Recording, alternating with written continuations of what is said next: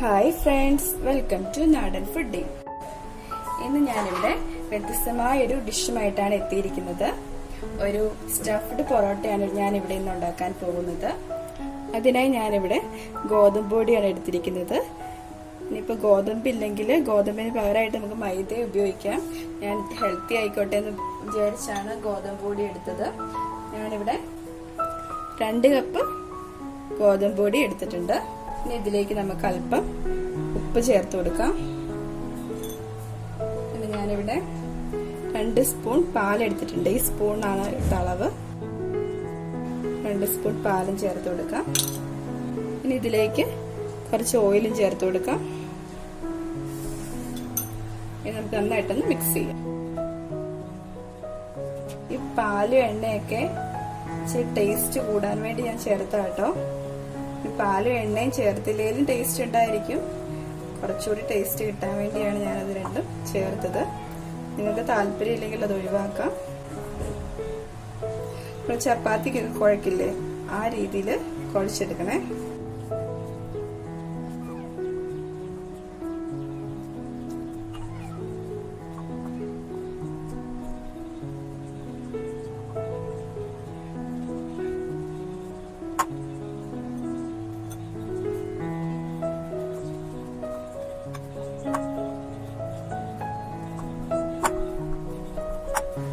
ഞാനിവിടെ കുഴച്ച് കഴിഞ്ഞു. ഏകദേശം നമ്മുടെ ചപ്പാത്തിക്കൊക്കെ കുഴക്കില്ലേ, ആ പരുവത്തിൽ ഞാനിവിടെ കുഴച്ചെടുത്തിട്ടുണ്ട്.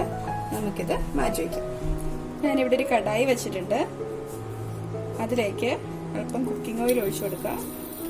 നമുക്ക് ചോപ്പ് ചെയ്ത് വെച്ചിരിക്കുന്ന സവാള ഇട്ട് കൊടുക്കാം. ഞാനിവിടെ ഒരു മുറി സവാളയായിട്ട് എടുത്തിട്ടുള്ളൂ. ഒരു വലിയ സവാളയുടെ ഒരു മുറി എടുത്തിട്ടുള്ളൂ. ഇറക്കി കൊടുക്കാം. ഇതിലേക്ക് ഗ്രേറ്റ് ചെയ്ത് വെച്ചിരിക്കുന്ന ക്യാരറ്റ് ഇട്ട് കൊടുക്കുകയാണ്. ഇനി കുറച്ച് പൊട്ടറ്റോ ഞാൻ കുറച്ച് സമയം മുന്നേ ഗ്രേറ്റ് ചെയ്ത് വെച്ചാണ്. അത് അതിന്റെ കളറൊന്ന് മാറിയിട്ടുണ്ട്. നന്നായിട്ട് ഇളക്കി കൊടുക്കാം.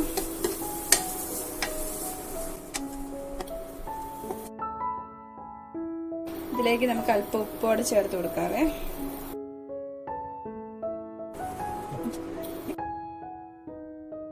ഇഞ്ചിയും വെളുത്തുള്ളിയും കൂടെ ചതച്ച് ഇട്ട് കൊടുത്തേ. നമുക്കൊന്ന് ഇളക്കാം. കുറച്ച് വെള്ളം ഒഴിച്ച് നമുക്കൊന്ന് മൂടി വെച്ച് വേകാൻ വേണ്ടി വെയിറ്റ് ചെയ്യാം.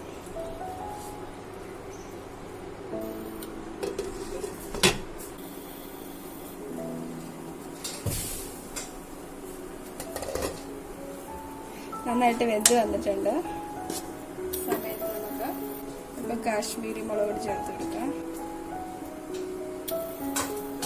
കുറച്ച് മഞ്ഞൾപ്പൊടിയും കൂടി ചേർത്ത് കൊടുത്തു. എരിവ് വേണേൽ കുറച്ച് വേണ്ട മുളക് പൊടി ചേർക്കാം, അല്ലെങ്കിൽ പച്ചമുളക് അരിഞ്ഞ് ചേർത്ത് കൊടുത്താലും മതി. എനിക്ക് എരിവ് കുറച്ച് മതിയായിട്ടാണ് ഞാൻ കുറച്ച് കാശ്മീരി മുളക് പൊടി ചേർത്ത്.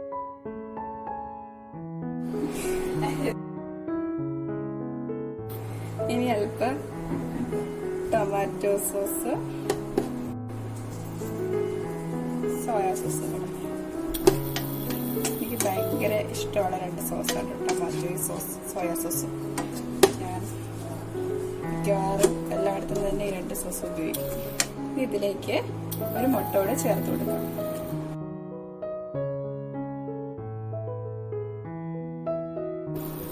മുട്ട കൂടി ഒന്ന് കുക്കായി വന്നാൽ മതി കേട്ടോ.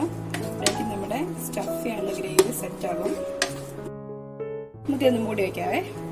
ഈ മുട്ടയും കൂടി ഒന്ന് വെന്ത് വന്നാൽ മതി. അപ്പോഴേക്കും നമുക്ക് ആ പറാട്ടയ്ക്കുള്ള സാധനം ഒന്ന് ശരിയാക്കി വയ്ക്കാം. നമ്മുടെ മുട്ട ഇവിടെ കുക്കായി വന്നിട്ടുണ്ട്. നമുക്ക് സ്റ്റവ് ഓഫ് ചെയ്യാം.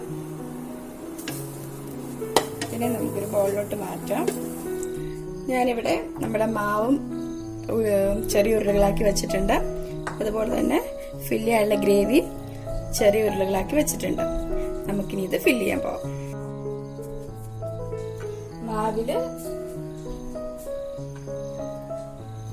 മാവില് ഡിപ്പ് ചെയ്തിട്ട് നമുക്ക് ചെറുതായിട്ടൊന്ന് പരത്താം. ഇതിലേക്ക് നമ്മുടെ ഫില്ല് ചെയ്യാനുള്ള ഗ്രേവി വച്ച് നമുക്കിതുപോലെ ഒന്ന് കൊടുത്ത്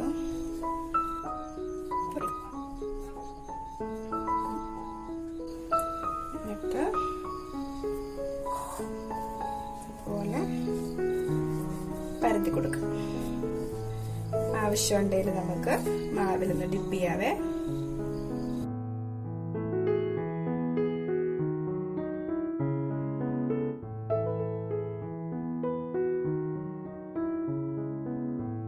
അത്യാവശ്യമായിട്ടുണ്ട്. വേണേൽ ഇച്ചിരി കൂടെ കനം കുറയ്ക്കാൻ, ലൈറ്റ് ആക്കാം. ഞാൻ ലൈറ്റ് ആക്കുന്നില്ല, ഇച്ചിരി കട്ടിയിലിരുന്നോട്ടെ. നമുക്കിത് മാറ്റി വയ്ക്കാം. നമ്മുടെ പറാത്ത എല്ലാം ഞാൻ സ്റ്റഫ് ചെയ്ത് പരത്തി കഴിഞ്ഞു. ഞാനിവിടെ ഒരു തവ വച്ചിട്ടുണ്ടേ. അതിലേക്ക് നമുക്ക് ചൂടായി കഴിയുമ്പോഴേക്കും നമുക്ക് ഈ തവയിലോട്ട് പറാത്ത ഇട്ട് ചുട്ടെടുക്കാം. ചൂടായി വന്നിട്ടുണ്ട്. ഞാൻ നമ്മുടെ പറാത്ത ഇട്ട് കൊടുത്തു. ഞാൻ ഇച്ചിരി ഓയിൽ വെച്ചൊന്നു രണ്ട് സൈഡിലും ഇച്ചിരി ഓയിൽ തൂത്ത് കൊടുക്കുന്നുണ്ട്. ഇച്ചിരി കട്ടിയിലല്ലേ എടുത്തേക്കുന്നത്, അതുകൊണ്ട് ഒന്ന് വേഗം കുക്കാൻ വേണ്ടിയാണ് മറിച്ചിട്ടിട്ട് ഇച്ചിരി ഓയിൽ തൂത്ത് കൊടുക്കാം. ഇനി കുട്ടികൾക്കൊക്കെ കൊടുക്കാനാണെങ്കിൽ നമുക്ക് ബട്ടറോ നെയ്യോ ഒക്കെ ഈ സ്ഥാനത്ത് തൂത്ത് കൊടുക്കാം. അപ്പൊ ഇച്ചിരിയോടെ ടേസ്റ്റി ആയിരിക്കും. ഇതുപോലെ എല്ലാം നമുക്ക് കുക്ക് ചെയ്യാവേ.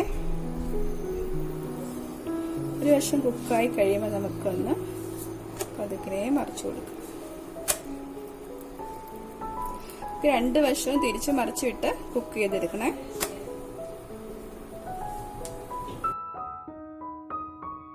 നമ്മുടെ പറാത്ത എല്ലാം ഇവിടെ റെഡി ആയി കഴിഞ്ഞു. കാണാൻ നല്ല ലുക്കുണ്ട്. അതുപോലെ തന്നെ കഴിക്കാനും നല്ല ടേസ്റ്റി ആട്ടാ.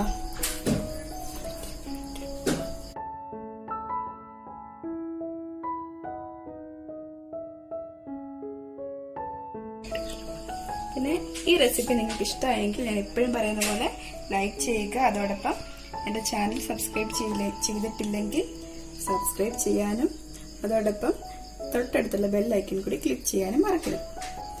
വീണ്ടും മറ്റൊരു റെസിപ്പിയുമായി നമുക്ക് കാണാം. അതുവരേക്കും ബൈ. Thank you.